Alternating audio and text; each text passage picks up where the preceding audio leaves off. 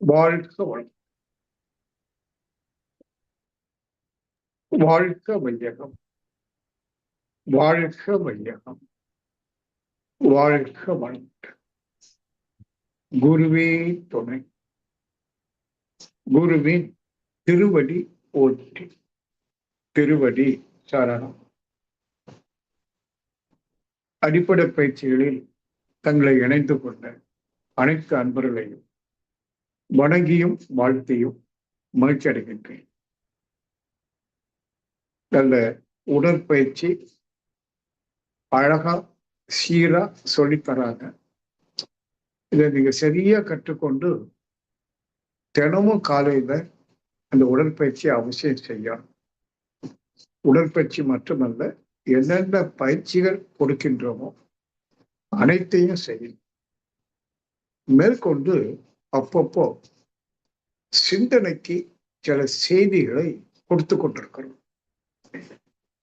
பொதுவாக நீங்க எந்த செய்தியை காது கொடுத்து கேட்டாலும் அது ஏதாவது நியாயம் இருக்கா, அதாவது ஏற்புடையது இருக்கிறதான்னு பார்க்கணும்.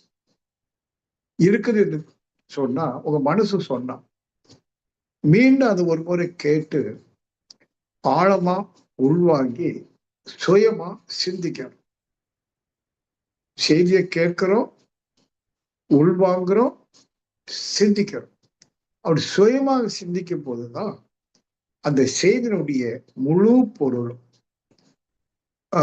பரிமாணம் என்று சொல்லுவோம், டைமென்ஷன்ஸ், அந்த செய்தியினுடைய முழு பரிமாணமும் உங்க மனசுக்கு வரும். அப்புறம் அந்த செய்தியை கேட்டு ஒரு தெளிவுக்கு வந்துட்டீங்க இல்லையா, அந்த தெளிவில் நின்று வாழும். அப்பதான் படிப்படியா நீங்க மேல போக முடியும். இது அடிப்படை பயிற்சின்னு தான் சொல்லியிருக்கோம், ஃபவுண்டேஷன் கோர்ஸ். இதோட முடியல. இது பேரு அட்வான்ஸ் கோர்ஸ்னு 1-2 கோர்ஸ் இருக்கும். இதெல்லாம் எதற்கு? முதல்ல எப்பவுமே ஒன்றில் ஈடுபடுகிறோம் என்று சொன்னா எதற்கு என்று ஒரு கேள்வி கேட்கணும். For what? எதற்கு அப்படின்னா சுருக்கமா சொல்றேன். வாழ்க்கையில உடல்நலத்தோடு வாழணும், நோய் இல்லாம வாழணும். அது மாதிரி ஓரளவு பொருளாதாரம், அடிக்கடி அன்னைக்கு கூட சொன்னேன், கடன் இல்லாத பொருளாதாரம், ஒரு சிறு சேமிப்பு, அது போல நல்ல நட்பு, இனிய நட்பு, அதாவது பகை இல்லாம யாரையும் வெறுக்காம கோச்சிக்காம எப்படி பழகிறது, அது பேரு நட்பு நலம். இந்த மூன்றையும் நம்ம தக்க வைப்பதற்கு சில பல பயிற்சிகளும் வேணும், விளக்கமும் வேணும். ஏன்னா இந்த மூணு நல்லா இருந்தால் உடல்நலம், பொருள் வளம், நட்பு நலம் நன்றாக இருக்குமானா, தக்க வைக்க முடியுமானா, நிச்சயமா உங்க மனசுல ஒரு அமைதி வர ஆரம்பிக்கும். இன்னைக்கு அமைதி இன்னைக்கு இதுதான் காரணம். உடல்ல நோய், கடன் தொல்லை, நெருங்கிய உறவினருக்கு இடையிலேயே பகைமை, வெறுப்பு, பொறாமை எல்லாம் இருக்குல்ல. அப்ப இதெல்லாம் இருந்தா எப்படி நம்ம அமைதியா வாழ முடியும், மகிழ்ச்சியா வாழ முடியும்? ஆனா நம்ம சமுதாயத்துல மகிழ்ச்சியா வாழ்வதற்கு என்னென்ன பொருட்கள் வேணும், என்னென்ன உறவுகள் வேணுமோ அதெல்லாம் நம்ம இயற்கையா கிடைச்சிருக்கு இல்லையா? ஆனா அமைதியா மகிழ்ச்சியா இல்லை. அதுக்கு இந்த 3 காரணம், அடிப்படை காரணம். ஆக அடிப்படை பயிற்சியில இந்த பயிற்சி முறையாகவும் விளக்கமாகவும் கொடுத்துட்டே இருக்காங்க. இது ஒரு விஷயம். அவ்வளவுதான் கேட்டீங்கன்னா இல்லை. நாம பிறந்து வந்திருப்பது இந்த 3ஐயும் தக்க வைத்து அமைதியா மகிழ்ச்சியா வாழ்ந்துட்டு அப்படியே செத்து போறதுக்கு அல்ல. இது ஒரு பெரிய ரகசியம் இருக்கு. இந்த தோற்றத்தினுடைய ரகசியம், பிறப்பின் ரகசியம், the cause of birth is totally secret. பிறப்பினுடைய அவசியம் என்ன என்று ஒரு சாதாரண மனிதனுக்கு தெரியாது. தெரியாதுன்னு தெரிவிக்கல, அவன் கேட்டுக்கிறான். காலங்காலமா மனிதர் எப்படி வாழ்றான்? பிறந்து, படிச்சு, வளர்ந்து, 4 காசு சம்பாதிச்சு, திருமணம் செய்து கொண்டு, 1-2 குழந்தைகளை பெற்றுட்டு ஒரு குடும்பமா, அப்புறம் அந்த குழந்தைய வளர்க்க வேண்டிய பொறுப்பு, அதுகளுக்கு செய்ய வேண்டியது, இப்படியே காலங்காலம் போய் சந்தோஷமா கூட வாழலாம், செத்து போயிடும். தோன்றி வாழ்ந்து மறைஞ்சிடும். அப்படி இல்லை. இதுல ஒரு மிக மிக ரகசியமான ஏற்பாடு நமது பிறப்புல இருக்கு. இந்த பிறப்பு மிக மிக ரகசியமானது. பிறப்பு மட்டுமல்ல, இயக்கம். இயக்கம் என்றால் அந்த உடல் வளர்ந்து உடலுக்குள்ள என்னென்னமோ இயக்கம் நடக்குது. செரிமானம் ஆகுது, மூச்சு விடப்படுது, இதயம் துடிக்குது, அதன் வேலையை அது செய்யுது. நம்ம கட்டுப்பாட்டுல இல்லை. நாம சாப்பிடுறோம் விரும்பி. ஆனா அது செரிமானமாகி பிரித்து வைக்க வேண்டியது வச்சு, வேண்டாத வெளியில தள்ளி, காற்று தானா சுவாசிக்கப்படுது. வேண்டியதை வைக்குது, வேண்டாத தள்ளுது. ஹார்ட் ரத்தத்தை சுத்தப்படுத்தி அனுப்புது, கிட்னி சிறுநீர். அப்படி உடலுக்குள்ள எவ்வளவு இயக்கம். ஆனா இந்த எந்த இயக்கத்தையும் நாம செய்யவே. இது அட்டானமஸ் நர்வஸ் சிஸ்டம் என்று சொல்வார். தான் இயங்கி அனிச்சை செயல் என்றெல்லாம் படிச்சிருக்கோம். அப்படி இந்த உடல்ல எப்படி நடக்குதுன்னு நமக்கு தெரியாது. நம்ம திரும்பி பார்க்கணும். ஆனா ரகசியமான ஏற்பாடு பாருங்க. ஏற்பாடு மிக மிக ரகசியமான ஏற்பாடு. நாம் உயிர் வாழ்வதற்கு இந்த உடல் எந்தெந்த வகையில இயங்க வேண்டுமோ அது இயங்கிக் கொண்டே இருக்கு இல்லையா? இப்போ இந்த ரகசியம் என்ன? எதற்காக ஒரு ஆன்மா அல்லது நான் ஒரு உடல் எடுத்து பிறந்திருக்கு? என்ன ரகசியம் இருக்கு அப்படிங்கிறதெல்லாம் நம்ம தெரிந்து கொள்ளணும். அப்ப இதை பத்தி என்ன சொல்றோம்? இதுதான் இயற்கையை பற்றிய அறிவு, ஸ்பிரிச்சுவல் நாலேஜ் என்று சொல்றோம். ஸ்பிரிச்சுவல் ஆன்மா, ஆன்மாவை பற்றிய புரிதல், அறிவு, ஸ்பிரிச்சுவல் நாலேஜ், அது வேணும். இன்னைக்கு பொதுவா சமுதாயத்துல மனுஷங்க நிறைய நாலேஜை கலெக்ட் பண்றாங்க. கலெக்டிவ் நாலேஜ்னு சொல்லுவோம். படிக்கிறோம். எவ்வளவு படிக்கிறாங்க சிலர். பெரிய விஞ்ஞானி ஆகக்கூடிய அளவுக்கு அவன் படிச்சு ஒரு மேதாவி ஆகுது.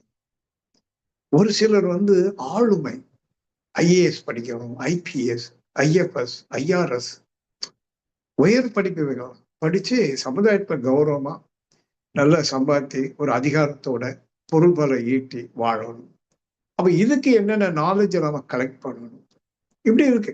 வியாபாரம், அது ஒரு knowledge. Business mind, business knowledge. இந்த எம்பிஏ பிபிஏ எல்லாம் சொல்றாங்கல்ல, அது வியாபாரத்துக்கு.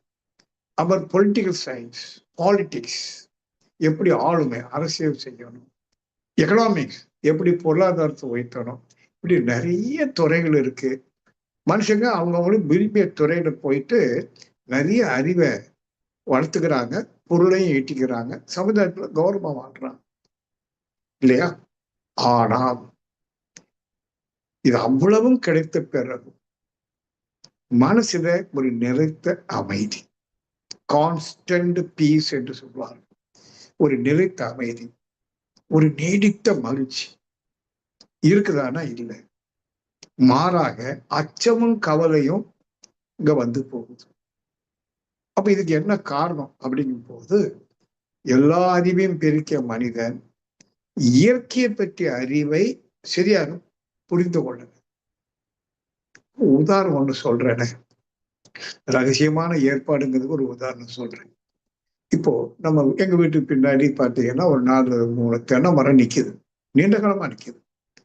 அது எங்க வீட்டு பாத்ரூம்ல இருந்து போற தண்ணி, கழிவு நீர்னு சொல்லுவோம். பாத்திரம் கழுவுனது, துணி துவைச்ச தண்ணி, குடிச்ச தண்ணி எல்லாம் இப்போ கொஞ்சம் மாறிட்டு. முன்னாடி நான் சொல்ல 10-20 வருஷத்துக்கு முன்னாடி நான் அந்த தண்ணியெல்லாம், அந்த வேஸ்ட் கழிவு நீர் எல்லாமே தென்னை மூட்டுக்கு போய் விழுது. அப்ப தென்னை மரம் எந்த தண்ணியை எடுக்குது? கழிவு நீர்.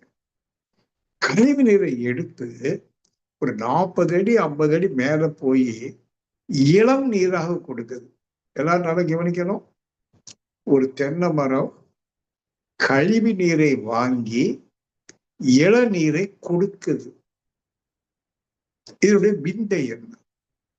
தென்னை மரத்துல ஏதோ ஒரு ப்ராசஸ் நடக்குது, ஒரு ரசாயன மாற்றம் நடக்குது. கழிவு நீரை இளம் நீராக மாற்றக்கூடிய ஒரு ரசாயன மாற்றம் தொடர்ந்து நிகழ்ந்து கொண்டே இருக்கு. இது எப்படின்னு யாராவது கண்டுபிடிச்சாங்களா? இல்ல, ரகசியம். ஒரு தென்னை மரத்துல ஒரு ரகசியம். தென்னை மரம் இல்லை, எந்த தோட்டங்களிலும் எந்த மரம் செடி கொடி எதை எடுத்தாலும் சரி. அப்படியானா நமக்குள்ளேயே ஒரு ரகசியம் இருக்கணுமா வேண்டாமா? பூமியில ஒரு ரகசியம் இருக்கு. பூமி அழகா தனத்தானே சுத்துது. 24 மணி நேரத்துக்கு ஒரு சுத்து. 365 நாளுக்கு ஒருக்க சூரியன் ஒரு சுற்று. எந்த மாற்றமும் இல்லாம காலங்காலமாக பூமி சீராக தன்னைத்தானே சுற்றி கொண்டு சூரியனையும் சுற்றி கொண்டு வருதுன்னா இது யார் சுத்தி விட்டா? என்னைக்கா கேட்டிருக்கீங்களா? சுத்தி விட்டு மட்டுமா பூமி அந்த இடத்துல மிதக்குது. பூமியை எதுவுமே தாங்கி பிடிக்கல. அது ஆகாசத்துல மிதந்து கொண்டு தன்னைத்தானே சுழண்டு கொண்டு சூரியனை சுற்றி ஓடிக்கொண்டோ எத்தனையோ கோடி வருஷமா. அப்ப அந்த பூமிக்குள்ளேயும் ஒரு ரகசியம் இருக்கு.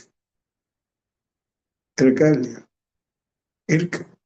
இந்த ரகசியத்துக்கு என்ன பேர் வச்சாங்கன்னா அறிவு அல்லது உணர்வு, கான்சியஸ்னஸ்.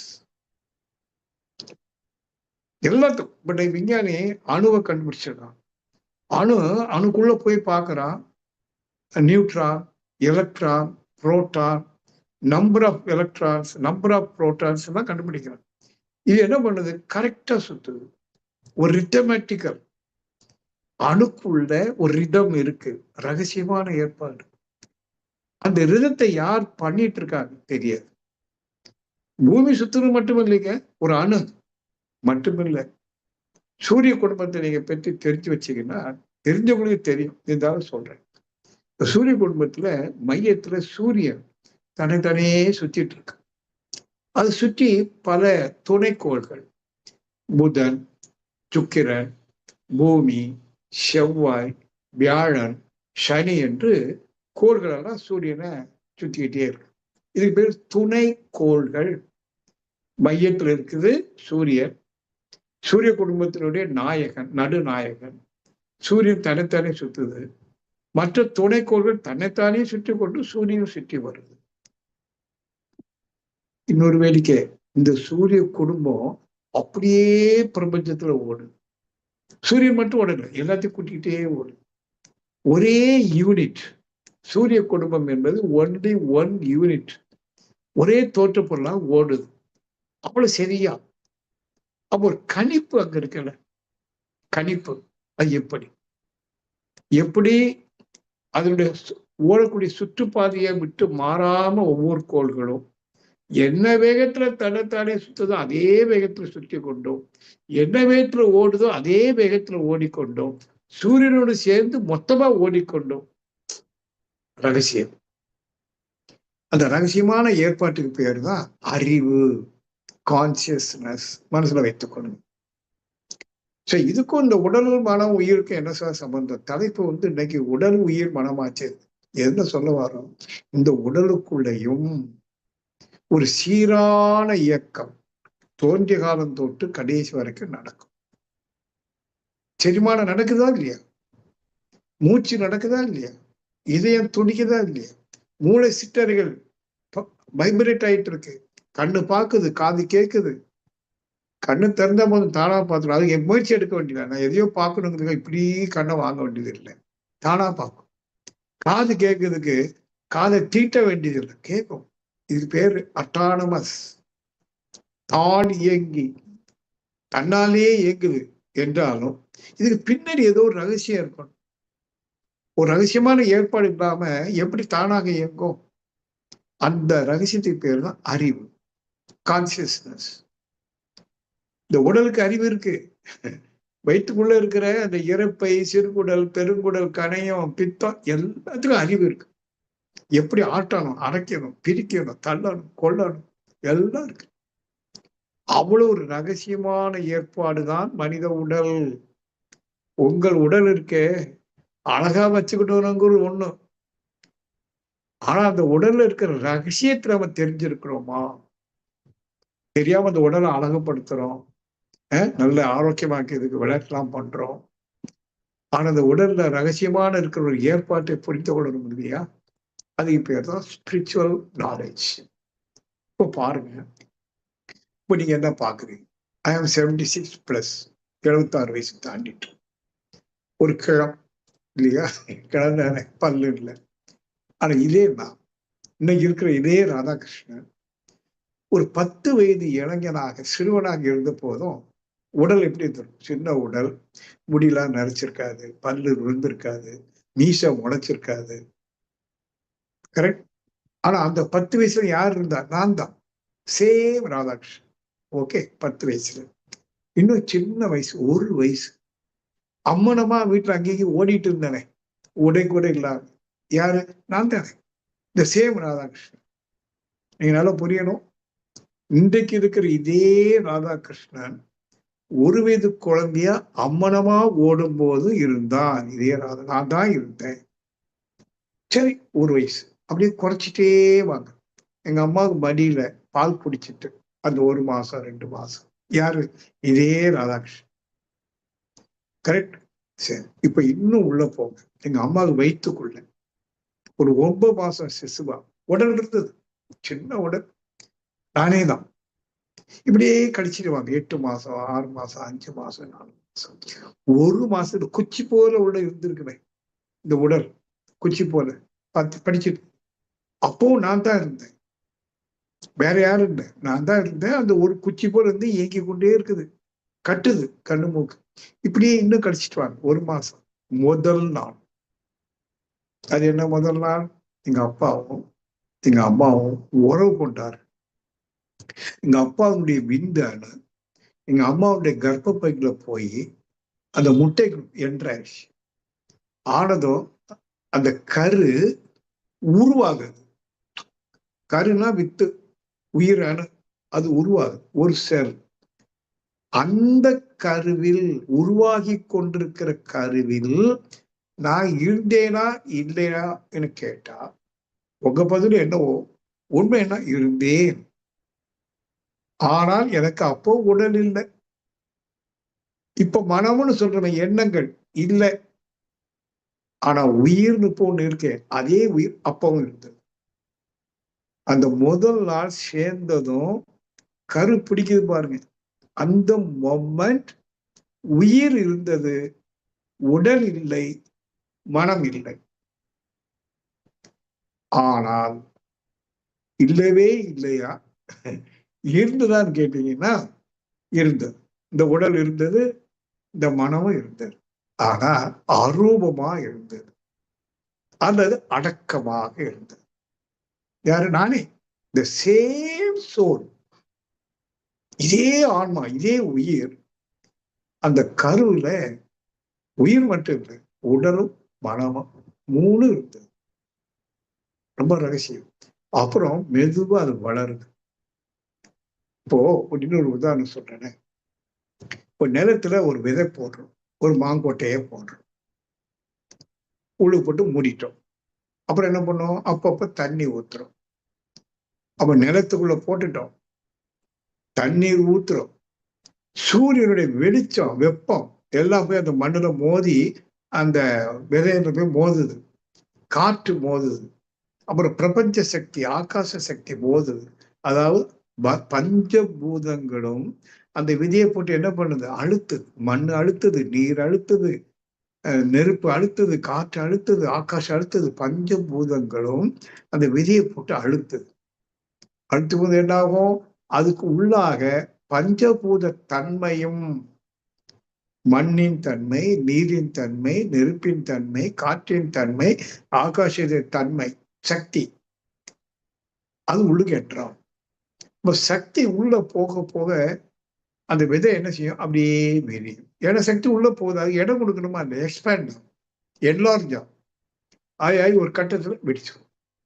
வெடிக்கும் போது அதுக்கு உள்ள என்னது இருந்ததோ, அந்த விதைக்குள்ள அடக்கமாக என்ன இருந்ததுன்னா தாய் மரம். தாய் மரம் வேப்ப மரம் இல்லை, மாமரம். அந்த மாமரத்துடைய பிரிண்ட், நெகட்டிவ் இம்பிரிண்ட்ஸ் உள்ள இருக்கு. இந்த சக்தியெல்லாம் உள்ள நுழைஞ்ச உடனே அது என்லார்ஜ் ஆகும்போது அந்த இம்பிரிண்ட் சொல்ற நெகட்டிவ் அது அப்படியே உருவெடுக்கும். ஏன்னா சக்தி உள்ள போயிட்டுல. இந்த சக்திக்கு பொருள் வடிவம் உண்டு. நீங்க பிசிக்ஸ்ல படிச்சிருக்கணும். பொருள் எனப்படுவது சக்தியின் திணிவு. The intensity of energy is mass. பொருள் எப்படி வடிவெடுக்கு? சக்தியினுடைய இன்டென்சிட்டி, திணிவு. இப்ப பஞ்சபூத தன்மையும் சக்தியும் உள்ள போகுதா? உள்ள போய் திணிவு பெறும். இன்டென்சிஃபைடு எனர்ஜி விதைக்குள்ள ஒரு எனர்ஜி என்ன ஆகுது, திணிவாய் பொருள் வடிவம் இப்ப எடுத்தாகும். அப்ப என்ன பொருள் வடிவம் எடுக்கும், அதனுடைய தாய் மரம், அதனுடைய பேரண்டல் வேல்யூ அதை அப்படியே எடுத்து மரமா வளரும். அப்ப காலம் போக வளர்ந்து வளர்ந்து கனிலாம் கொடுக்கும். புரிஞ்சுக்கிட்டீங்க? இதே மாதிரி அம்மாவுக்கு வயிற்றுல நாம அந்த கருவான நாளில் இருந்து பஞ்சபூதங்களும் உள்ள போகுது. அம்மா சாப்பிட்ட சாப்பாடு, குடிச்ச தண்ணி, சுவாசிச்ச காற்று, உடம்புல போட்ட சூரிய வெளிச்சம். இந்த கருவான பெண்கிட்ட சொல்லுவாங்க, வயிற்றுல அடிக்கடி சூரிய வெளிச்சம் பெறணும், இல்லைன்னா குழந்தை பிறக்கும்போது ஜாண்டிஸ் வந்துடும்லாம் சொல்லுவாங்க. இப்படி எல்லாம் பஞ்சபூதம் உள்ள போய் அந்த கருவை அழுத்தி உருவாக்கும். என்ன ஒரு அப்பா அம்மா மாதிரி அதே கண்ணு அதே மூக்கு ஆகி ஒரு 10 மாசம் வெளியில வந்து வளரும். நான் வந்துட்டேன் 76 வயசுல கடந்து இப்படி வந்துட்டேன். அன்று முதல் நாளும் நான் இருந்தேன். அன்னைக்கு உடல் இல்லை, மனம் இல்லை. வெளியில வர வர உருவாக உடல் அப்படியே வளருது, தளருது. மனம்னா என்ன அப்படின்னு கேட்டீங்கன்னா, எங்க அப்பா அம்மாவுடைய குணம் என்ன, தன்மை. எங்க தாத்தா பாட்டி 2 தாத்தா 2 பாட்டி, அப்பாவுக்கு அம்மா, அப்படியே பின்னோக்கி போய் கிட்டத்தட்ட ஒரு 7 தலைமுறைன்னு வச்சுக்கிடுங்க. அது பின்னாடியும் போகணும். நான் எத்தனை உடல் எடுத்து இந்த உயிர் வந்திருக்கோ, ஒவ்வொரு உடலிலும் பெற்ற அனுபவ பதிவு கருனுடைய மையத்தில் இருக்கும். அதுக்கு பேரு கரு அமைப்பு பதிவு, ஜெனட்டிக் வேல்யூ என்று சொல்லுவாங்க. அதுவும் அந்த கருவுக்கு மத்தியில் இருக்கும். இப்போ உடல் உருவானது மாதிரி அந்த பதிவுக்கு தக்கவாறு குணங்களும் வெளிப்படும். நீங்க வீட்டுல பிள்ளைகளை பார்த்தீங்கன்னா சொல்லுவாங்க, அது அவ தாத்தா மாதிரி ரொம்ப கோபக்காரர் சொல்லுவாங்க. தாத்தா மாதிரி அவன் நடையை பார்த்தீங்கன்னாக்கா அவன் சித்தப்பட மாதிரி நடக்க மாட்டியா. அப்ப இந்த கேரக்டர் அத மனம்னு சொல்றோம். இப்போ உடலும் மனமும் கருவுக்கு மத்தியில இருக்கு. இப்ப வந்துருச்சு. வந்த பிறகு இப்ப நம்முடைய சிந்தனை என்னன்னா, வந்துட்டோம். அப்பா அம்மா சேர்ந்ததுனால நமக்கு என்னதான் கிடைச்சிருக்கு, உயிர் கிடைச்சிருக்கு, உடல் கிடைச்சிருக்கு, மனசு மனமும் கிடைச்சிருக்கு. ஓகே, இப்ப இந்த 3 எப்படி இருக்குன்னு பார்க்கணும்.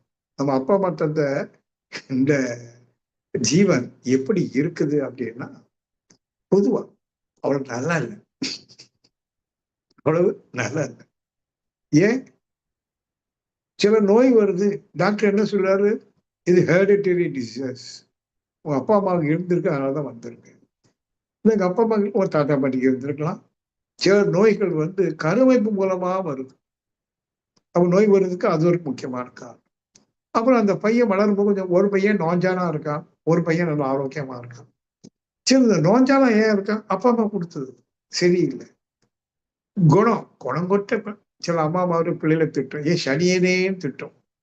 இந்த சனியை எங்க இருந்து வந்தா, அம்மாட்ட இருந்தா அப்பாட்ட இருந்தானே. அப்புறம் நம்மள நிறைய குறை சொல்லுவான், நாமளும் சொல்லுவோம், குழந்தைகள் 1008 குறை சொல்லுவோம். அப்ப நம்ம எல்லாருமே குறை உடையவர்கள். மாறி மாறி குறை சொல்ற மாதிரி. உடல் ரீதியா குறைபாடு இருக்கும், மனசுல சில குறைபாடு. மன குறைபாடுக்கு வேற ஒண்ணு இல்லை. இந்த பொறாமை, பேராசை, யாருக்கும் கொடுக்காத நிலை, கையில இருக்கு கொடுக்க மாட்டாங்க. இதெல்லாம் நெகட்டிவ் கேரக்டர்ஸ். அப்கோர்ஸ் நல்ல குணமும் இருக்கு. நல்ல அன்பா இருப்பான், யாருக்கிட்டாலும் கொடுப்பான், அரவணைச்சுவான். இந்த மாதிரி நம்மளுடைய எல்லா விதமான தன்மைகளும் இருக்கு. பிளஸ்ஸை பற்றி நமக்கு எப்பவுமே கொஸ்டின் பண்ண மாட்டோம். மைனஸ், கோபமா இருக்க, நல்ல பையன் தான், ஒரு கெட்ட பழக்கம் கிடையாதுங்க. பொண்ணை கட்டி கொடுக்குறான், ஸ்மோக் பண்ண மாட்டான், ட்ரிங்க்ஸ் யூஸ் பண்ண மாட்டான், நான்வெஜ் கூட சாப்பிட மாட்டாங்க, நல்ல எக்ஸசைஸ் பண்ணுவான், அழகா இருப்பான், நல்லா படிச்சிருக்கான், கை நிறைய சம்பாதிக்கிறான், பொண்ணை கொடுத்துட்றான். வீட்டு பொண்ணை கட்டி கொடுத்தாச்சு. அது 2 மாதம் கழிச்சு அழுதுட்டே வரும். ஏன்னா கோவக்காரனா இருக்கிறான், எடுத்துக்கலாம் அடிச்சிருப்பான். எதுக்கு எடுத்தாலும் குறை சொல்லிடுறான். பாருங்க, எல்லாம் பிளஸ், அதீத கோபம். பிள்ளைங்க அவங்க கூட வாழ முடியலையே. அப்போ நம்ம பொதுவா என்ன புரிஞ்சுக்கிறோம், நம்ம அப்பா அம்மா கொடுத்த உடலும் மனமும் அவ்வளவு நல்லா இல்லை. கரெக்ட்? அப்படியானா நாம நம்ம பிள்ளைகளுக்கு அதே சீர்கெட்ட உடலையும் குணத்தையும் கொடுக்கலாமா? கொடுக்க கூடாது இல்லையா? நல்ல உடல் ஆரோக்கியம், நல்ல மனம், தூய மனம்னு சொல்லுவோம், கொடுக்கணும் முடியாது. சரி, அது ரெண்டாவது பார்ப்போம். அட்லீஸ்ட் இப்ப நம்மகிட்ட அப்பா அம்மா கொடுத்துட்டா, அதனால நம்ம கொஞ்சம் துன்பப்படுறோம். இந்த துன்பத்தை போகும். இப்போ உடல்ல அவ்வளவு வலு இல்லை. ஏன்னா அப்பா படுத்து வரும்போதே பையன் கொஞ்சம் வீக்கு தான். 3 பையனை பெற்றாங்க. பட் அந்த பையன் கொஞ்சம் வீக்.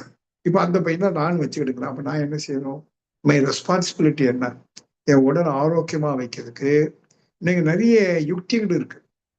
என்ன உணவை சாப்பிடணும், எப்ப சாப்பிடணும், எவ்வளவு சாப்பிடணும், இந்த உடல் ஆரோக்கியமா வைக்கிறதுக்கு நான் என்னென்ன மாதிரி பயிற்சிகள் பண்ணணும், இதெல்லாம் புரிஞ்சு உடல் ஆரோக்கியமாக்கணும். அடுத்தது மனம். மனமும் சீர்கெட்டு போயிருக்கும். பொறுக்க முடியல, பொறாமை, தாங்க முடியல, கோபம் எல்லாம் இருக்கு. அப்ப இதெல்லாம் போக்கணுமா வேண்டாம்? அப்ப மனசை தூய்மைப்படுத்தணும், உடலையும் தூய்மைப்படுத்தணும், மேன்மையும் படுத்தணும். உடலையும் மனதையும் சீராக வைத்துக் கொள்வதற்கு நம்முடைய பொறுப்பு, எல்லாருடைய பொறுப்பு. அப்ப அதுக்கு வேண்டிய பயிற்சியை விளக்கத்தை கொடுக்கிறாங்க, எடுத்துக்கணும். 3வது ஒண்ணு இருக்கு, மிக ரகசியமான ஏற்பாடு, உயிர். நம்ம உயிர் உள்ள இருக்குது எப்படி தெரியுது? ஒண்ணும் தெரியுது. கையை காலம் ஆடுறோம், உயிர் இருக்குன்னு இருக்கு. அந்த உயிர் உடலை விட்டு போயிட்டா என்ன ஆயிடும்? இது பணமாயிடும். ஆன்மா ஆன்மான்னு சொன்ன உயிர் உயிர் என்று சொன்னது பிசாஸ் ஆகிடும். சொல்லாங்கல்ல, செத்தவரும் பிசாஸ். உயிரோடு இருக்கும்போது ஆன்மா, ஜீவான்மா. உயிரோடு இருக்கும்போது இந்த உடலுக்கு உடல் என்று பெயர், மேனி என்று பெயர், திருமேனி என்று பெயர், நல்ல வாசனை எல்லாம் இருக்கு. செத்தவரு இது பேரு பணம், நாரியல். அப்போ உயிருக்கு எவ்வளவு மதிப்பு இருக்கு பாருங்க. இந்த உடல்ல இருக்கிற போது அந்த உயிரினுடைய மதிப்பு என்ன? சாதாரண யாருமே உயிரை பற்றி உயிரின் மதிப்பை தெரிஞ்சுக்கவே இல்லை. உயிருக்கு என்ன மதிப்பு இருக்கு? ஆன்மாவுக்கு. இதுதான் மிக மிக ரகசியமான ஏற்பாடு. இந்த உயிர் என்பது கண்ணுக்கு தெரியாது, மிக மிக மிக சிறிய துகள், எனர்ஜி பார்ட்டிகள் என்று சொல்லுவாங்க. ஃப்ரீ எனர்ஜி பார்ட்டிகள், சுதந்திரமான மிக நுண்ணிய சக்தி துகள். அப்படி கோடிக்கணக்கான சக்தி துகள் இந்த உடல்ல ஒரு தொகுப்பு இயக்கமா ஓடிக்கிட்டே இருக்கு.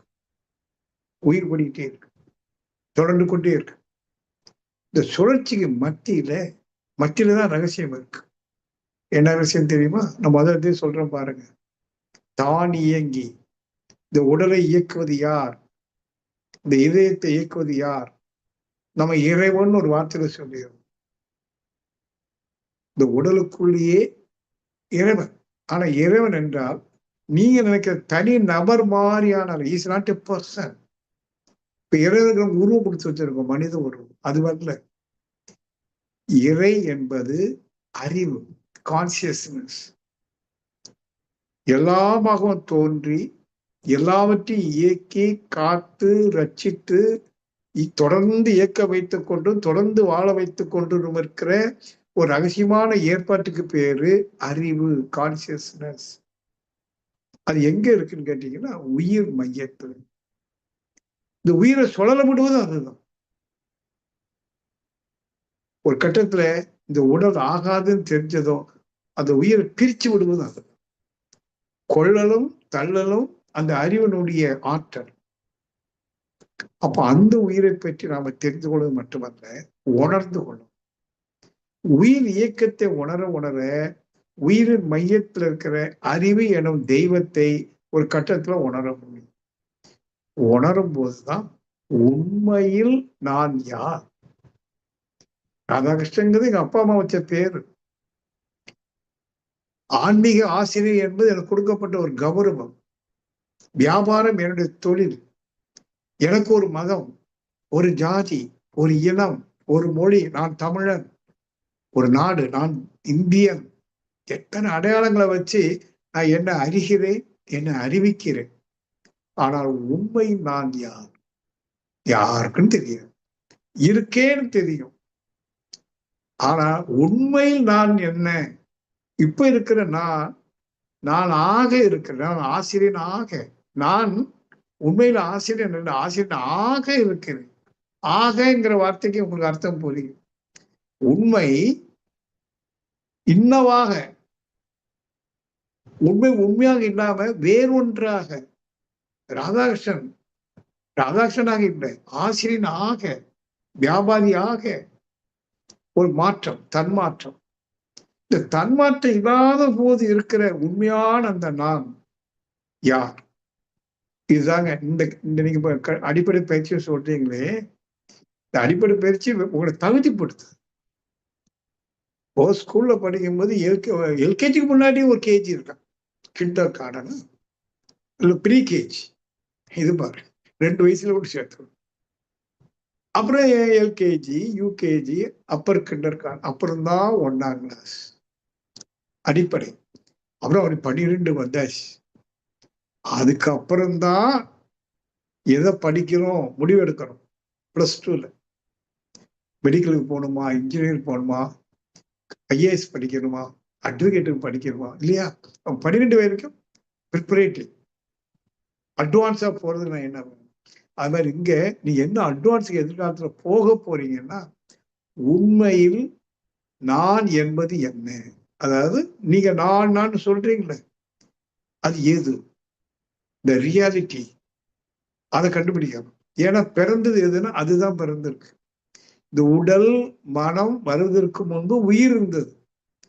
உயிரும் தொடர்ந்து வந்துட்டு இருக்கு. எங்க அப்பா அம்மா, தாத்தா பாட்டி, ஃபோர் ஃபாதர்ஸ், இன்னும் இன்னும் இன்னும் 1000 லட்சம் வருடங்களுக்கு முன்னாடி ஆதி மனிதன், முதல் மனிதன். அந்த முதல் மனிதன் எங்க இருந்து வந்தான்? ஐயரு விலங்கு. அப்படியே போனீங்கன்னா தெரியாது, எங்கேயோ போகுது. ஊழி காலம்னு சொல்லுவாங்க. அங்கிருந்து பிறந்து பிறந்து பிறந்து வந்துகிட்டே இருக்கு. இப்ப நானா வந்திருக்கேன். அது எது? நானாக வந்திருப்பது எது? இதாங்க ஞானம், விஸ்டம், மெய்ய அறிவு. சாதாரண மனிதனுக்கு விருப்பம் இருக்காது. இப்ப நீங்க அடிப்படை பயிற்சியில வந்த இடத்துல நான் சொல்றேன், ஏதோ நான் சொல்லி பாக்குறேன் கண்ணாடியில என் உடம்பு தெரியுது. இன்னொருத்தர் சொல்றான் இவர் ரொம்ப அன்பானவர், அதை கோபக்காரர் சொல்றாங்க. இதெல்லாம் வச்சு நான் என்ன தெரிஞ்சுக்கிட்டேன்? நான் ஆசிரியன், வியாபாரி தெரிஞ்சுக்கிட்டேன்.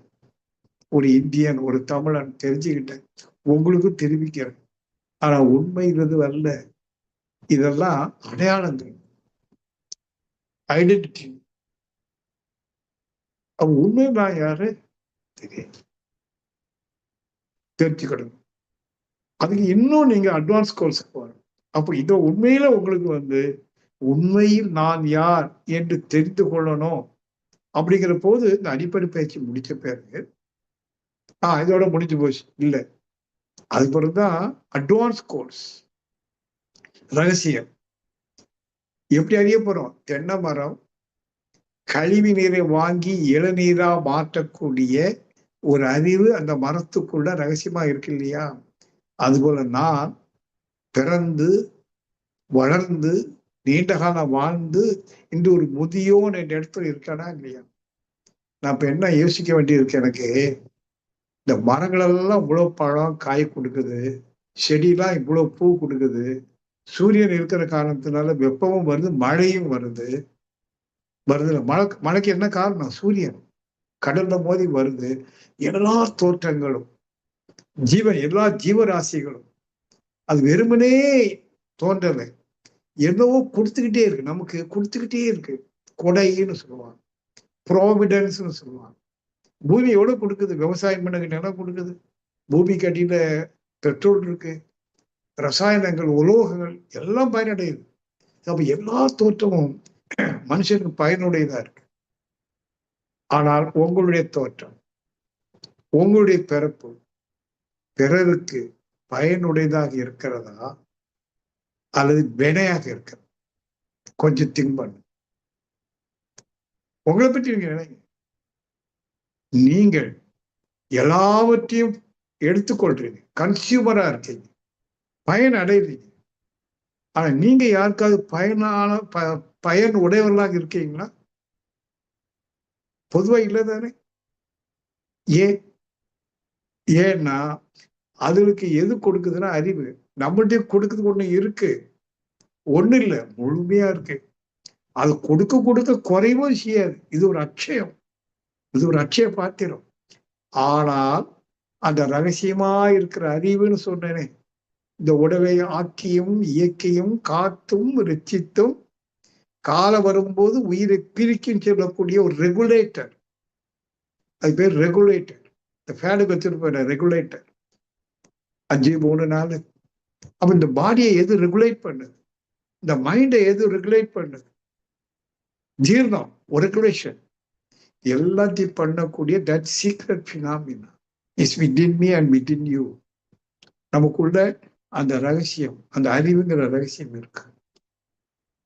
அப்ப அந்த அறிவை நீங்கள் அறிவீர்களே ஆனால் நீங்க பிறருக்கு பயனுடையவர்களாக, இன்னும் சொன்னா அறிவை அறிந்தவன் சமுதாயத்துக்கு எப்படி பயனுடையவனா இருக்காங்கன்னா, இந்த இயற்கையெல்லாம் கொடுக்கல, அதை விட பன்மடங்கு கொடுக்குறான் அவன். அதுக்கு வேல்யூ கிடையாது. ஒரு தேங்காய்க்கு வேல்யூ உண்டு, 40 ரூபா. ஒரு கத்திரிக்காய்க்கு வேல்யூ உண்டு, ரோஜா பூக்கு வேல்யூ உண்டு, இருக்குல்ல. ஆனால் இங்க இருக்கிற அந்த இன்ஹரண்ட் கான்சியஸ்னஸ் சொல்றோமே, உள்ளார்ந்த அறிவு, அதை வெளிப்படுமானால் அதுக்கு நிகர் எதுவுமே இல்லை. நீங்க எதிர்காலத்தில் சச் எ கிரேட் மேனாக மாறப்போகுது. இதுதான் மனிதனுடைய சிறப்பு. ஒன்னோட சாதாரண நீங்க பாருங்க, மனிதன் சிறப்பானவன் தானே. இந்த விஞ்ஞான அறிவை வளர்த்துக்கிட்டு நம்ம வாழ்றதுக்கு எவ்வளவு சௌகரியங்களை கொடுத்துருக்கு. நல்ல ஏசி இருக்கு, செல்போன் இருக்கு, பைக் இருக்கு, கார் இருக்கு, டிவி இருக்கு, வீட்டுல மிக்சி, கிரைண்டர், ஃப்ரிட்ஜ், அடேங்கப்பா சொல்லி மாளாது. மனிதனுடைய விஞ்ஞான அறிவு இவ்வளவு வாழ்க்கை வசதி பொருட்களையும் கொடுத்துருக்கு. ஆனால் அதே மனித அறிவு அமைதியும் மகிழ்ச்சியும் பெறவும் இல்லை, கொடுக்கவும் இல்லை. எங்க போச்சு? ஏன்னா அல்டிமேட்டா நமக்கு என்ன வேணுங்க? நீ யார்கிட்ட போய் எப்ப உனக்கு உண்மையிலே என்ன வேணும்னு கேட்டா என்ன சொல்லுவோம்? அமைதியா வாழணுங்க, மகிழ்ச்சியா வாழணுங்க அப்படின்னு சொல்லுவோம். ஆனா மகிழ்ச்சியா வாழ்றதுக்கு எல்லாமே இருக்கு, மெட்டீரியலா எல்லாம் இருக்கு. கணவன் மனைவி உறவு கூட இருக்கு, ஏசி பெட்ரூம் இருக்கு, எல்லாம் இருக்கு. ஆனா மகிழ்ச்சி தான் இல்லை. அது ஒரே ரீசன், உங்களுக்குள் இருக்கிற அந்த ரகசிய ஏற்பாடாகிய அறிவை எது உங்களை உருவாக்கிட்டோ, இன்னைக்கு அந்த ரெகுலேட்டர் சொன்ன அந்த காத்து ரட்சிக்குதோ ரெகுலேட்டர், அந்த ரகசியத்தை நீங்கள் உணர்ந்து அறிந்து அந்த அறிவை கொண்டு வாழும்போது நீங்களும் அமைதியா மகிழ்ச்சியா வாழ்வீங்க, பிறருக்கும் மகிழ்ச்சியை கொடுப்பீங்க.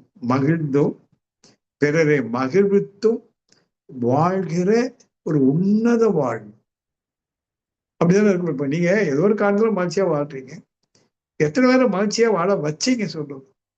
வேற எங்க பண்ண, உங்க ஒய்ஃப் எடுத்து, உங்க மனைவியை எடுத்துடுங்களேன், அல்ல உங்க வாழ்க்கை துணை, அவங்களை மகிழ்ச்சியா வச்சிருக்கீங்களா? இல்ல அழ வைக்கிறீங்க? உங்களுக்கு தேவையாகும் போது கண்ணு மூக்குன்னு பேசிக்குவீங்க, தேவைப்படும் போது தேவை முடிஞ்சதுன்னு இந்த சில்லி இந்த உடலுக்கு தேவைங்கும் போது மனைவிய என்னன்னா கண்ணு மூக்கு காது வச்சு பேசணும். தேவை முடிஞ்ச பிறகு எவ்வளவு வார்த்தைகளை பேசுறோம், கோச்சுக்கிறோம், அழ வைக்கிறோம், மாறி மாறி 2 பேரும். ஏன்னா நம்மகிட்ட அறிவு இல்லையா? புத்தி இருக்கு, அறிவு இல்லை. புத்திங்கிறது கலெக்டிவ் நாலேஜ், வெளியில இருந்து படிச்சது. அறிவுங்கிறது இன்ஹரண்ட் கான்சியஸ்னஸ், அது வெளிப்படும். அப்ப அந்த அளவுக்கு நீங்க யோகா பயின்றா, இன்னும் உங்களுக்கு தியானம்லாம் சொல்லிக் கொடுப்பாங்க இல்லையா? தியானம்லாம் செய்து பழகி இன்னும் அட்வான்ஸ் கோர்ஸ் ஒரு 2 வருஷம் 3 வருஷம் நீங்க வரணும் தொடர்ந்து. நம்ம வேதம் குழுமம் ஆன்மீக அறக்கட்டளை அதுக்கு வேண்டிய எல்லா ஏற்பாடும் பண்ணிருக்கு, இன்னும் பெருசா பண்ணிட்டு இருக்கு. ஒரு பெரிய கிராமமே உருவாக்குது, பல ஏக்கர்ல ஒரு கிராமம்.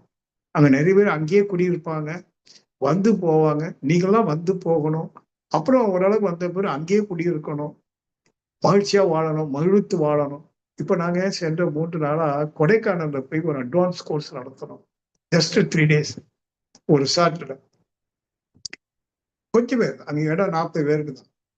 நல்ல சாப்பாடு, அருமையான தியானம், அருமையான ஆன்மீக விளக்கங்கள், அவர் நடனம், டான்ஸ் ஆடணும். எல்லாரும் ஒருத்தர் ஷேக் பண்ணிவிட்டோம், கையில கட்டி பிடிச்சுக்கிட்டோம், அன்பை வெளிப்படுத்தணும், அவ்வளவு மகிழ்ச்சி. வந்தவங்களுக்கு எல்லாம் சொல்லி மாணவர் எல்லாம் கடைசியெல்லாம் சாப்பிட்டு முடிச்சுட்டு போலாம்னு சொல்லிட்டு போவாங்க, திருப்பி வருவாங்க.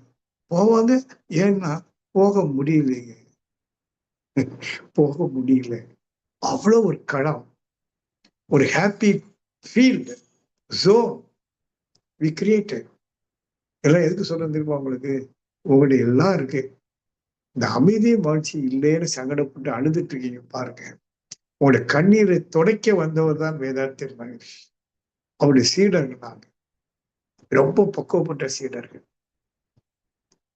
உங்க கண்ணீரை துடைக்கணும். உங்க கண்ணிலிருந்து வரக்கூடிய கண்ணீர் மட்டும் இல்லை, இதயத்துல விடுறீங்களே நீர், அதையும் துடைத்து நீங்க ஒரு சமாதானம் முழுமையா அடைந்த மாமனிதனாக உங்களை உருவாக்குவதற்கு இதெல்லாம் கொடுத்துட்டு இருக்கோம். இப்போதைக்கு அடிப்படை. ஆனால் நான் எதுக்கு சொல்றேன் அவ்வளவு தெரியுமா?